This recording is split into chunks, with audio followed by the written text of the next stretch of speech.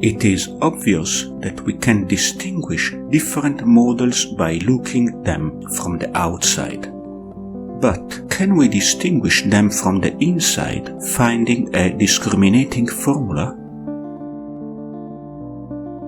This question is related with an alternative notion of completeness.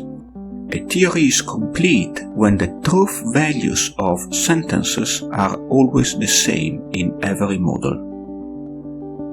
Are the two notions of completeness interchangeable? To each model, we can associate a complete theory whose axioms are the true formulae in the model. Hence, we can compare models by comparing their theories. Is it possible that two different models share the same theory? Take the theory of an infinite model M. By the Löwenheim-Skolem result, it must have infinite models for any cardinality beyond the size of the language.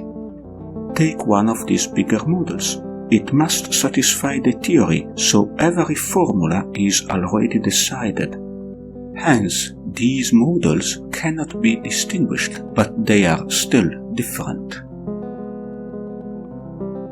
Therefore, the two notions of completeness are distinct.